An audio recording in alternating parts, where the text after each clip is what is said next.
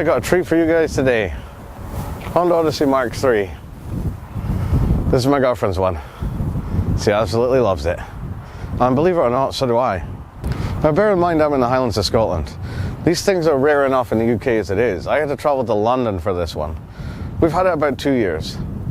And it's certainly one of the best cars I've ever bought. I'm going to tell you why. This is a super rare thing in the 7-seat market. It's got the space inside of an MPV, but it looks and drives like a car. No one else has managed to pull this off as far as I can tell. The pressage gets close.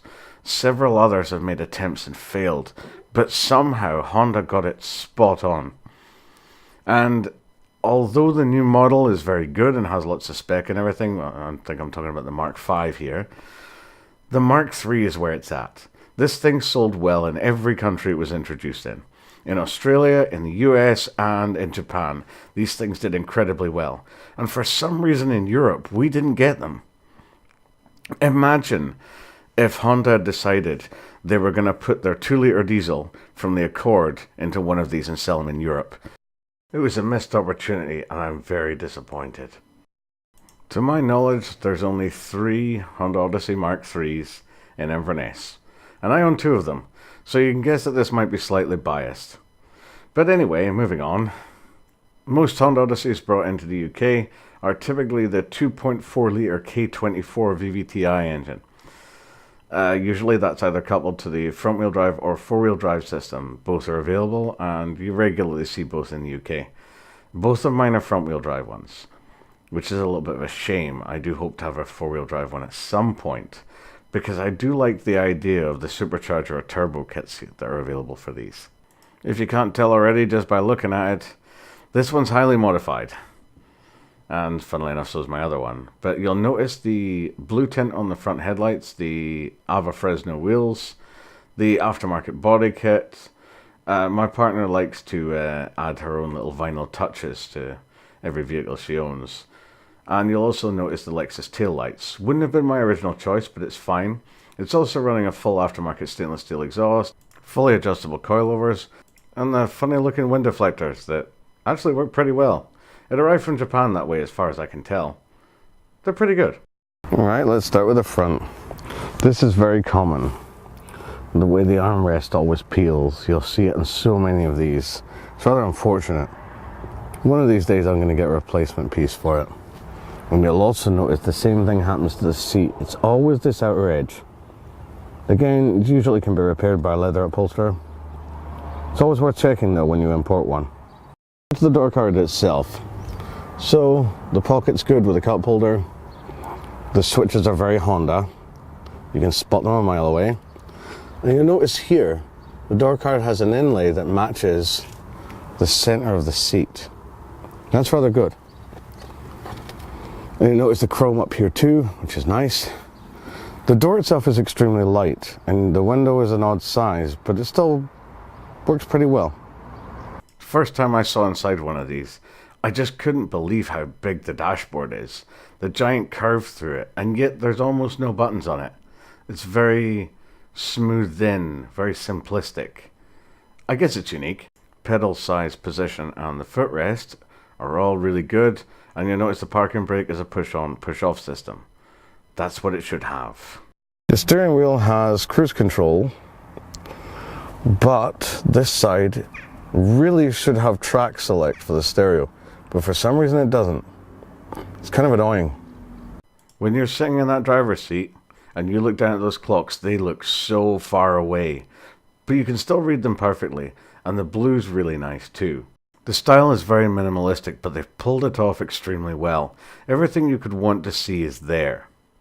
Now perhaps someone else out there can explain this.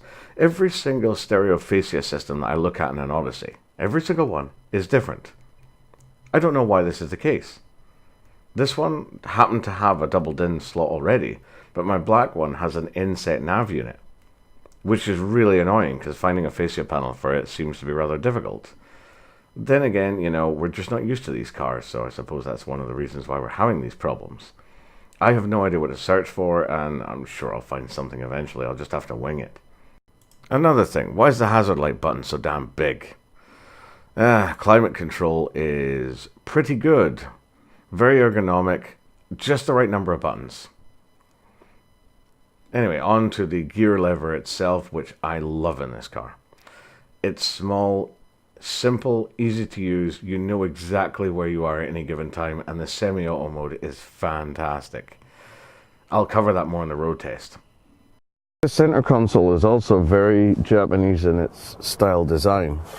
Sections that open, and if you push the lever on the side, the whole thing folds flat and gives you a gap. I don't really know why it needs this gap. I am not quite sure what's going on there, but I guess it's a quirky extra.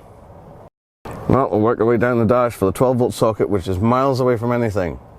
That's very irritating. I don't like the way they put it there. The ashtray, which, yeah, Marian's never cleaned that. I picked this car up from London 2 years ago and that dirt was in there. I'm going to have words. And of course, you know, a little storage area down here. But other than that, the dash is very plain and simplistic. The glove box itself, let's see if I can reach it, is full. Yeah, that's definitely what she would do. It's a good size. I'll just say that for it. So the back door cards match the aesthetics very well, like they do in a lot of cars. There are some exceptions to that.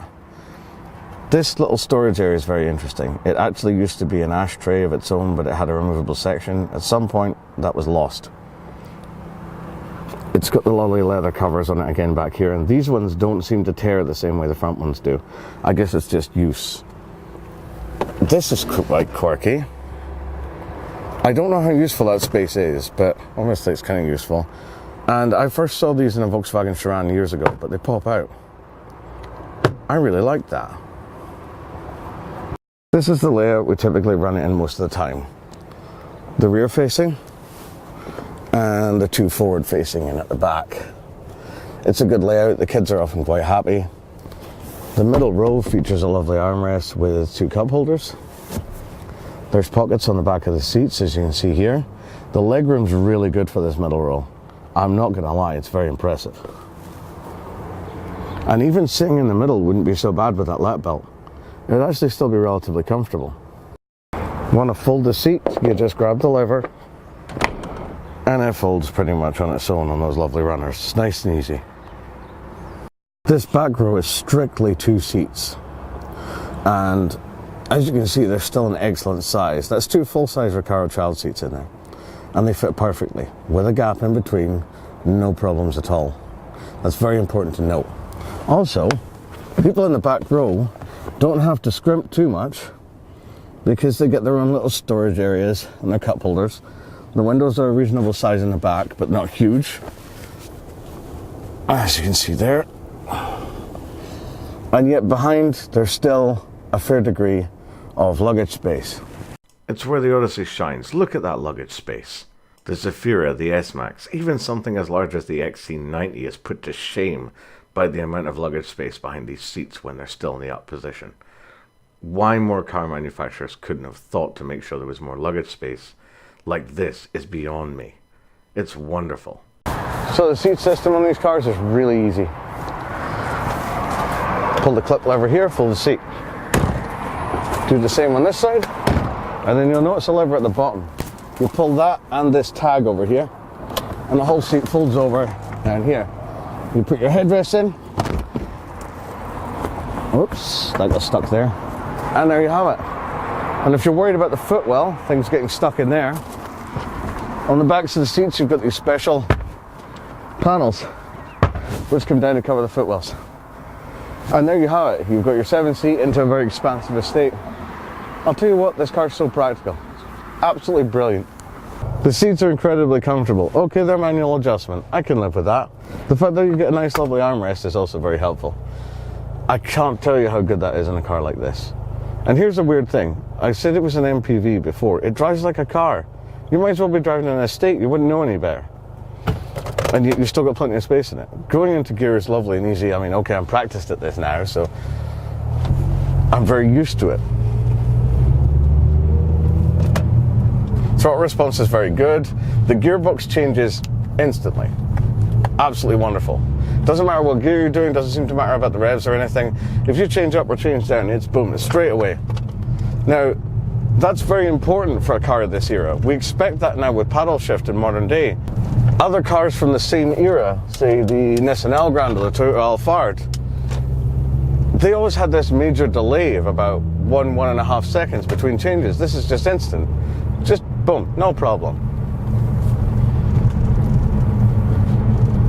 Throttle response is very good, as I described earlier.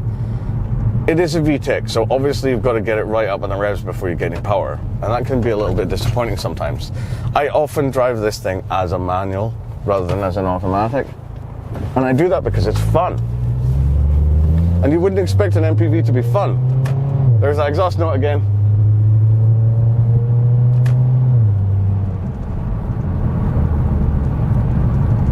Marion hates it when I put this thing up in the revs. She hates it. It gets on her nerves. For me, I just love the sound. It's very addictive. You just want to get her up in the revs. You want that VTEC to kick in. You want that sound.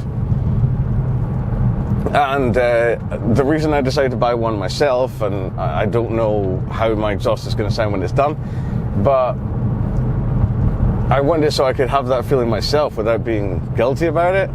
You know what I mean? The cornering is fantastic with the coilover suspension, even though it's set slightly higher than it would be for most people who put coilovers on, and it's set quite soft. So that's third gear, 50, 60, and there you go. So now 60 miles an hour, 60 zone, 2,000 revs, bang on, fifth gear. And it's just purring just fine. And there's still a little bit of power under the foot, just a little bit, enough to make yourself up and down hills without needing to change gear. The way the windscreen slopes is interesting, and you kind of take a little while to get used to it, but the viewing angle is really good on all the windows. Even at the back window with the two child seats in, I can see perfectly well. And I have a reverse camera if I need to back up too, which is handy. The only thing I would say is these pillars are huge. They're really big, and you do have to remember that when you're maneuvering. This particular Odyssey has this blue tint on the front headlights, which actually looks pretty good. I thought that was standard, but as it turns out, when I compare it to my black one, which I'll show you in a second, they're different.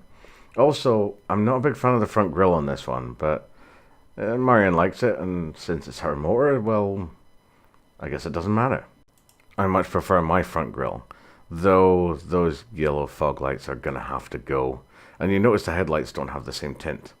Here's another comparison. The Lexus taillights, I guess they look fine on this one, but they're not to my taste. Again, Marion doesn't seem to mind them. And you'll notice it's totally different from the facelift taillights that are shown here. I don't like the Odyssey badge, but the rest is cool. Overall, I think they look pretty good. They're very practical, effortless to drive, and they can actually be quite good fun as well from time to time, though 200 horsepower doesn't really feel like enough for this thing. I think a decent supercharger or turbocharger kit would really bring this thing on, give it a little bit of life.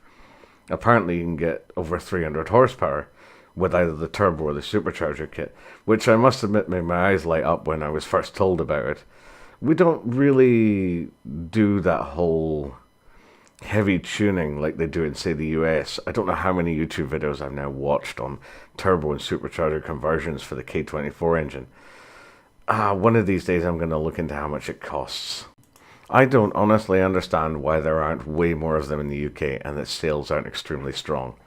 All I can say is if you haven't tried one, you really should take one out for a test drive at some point.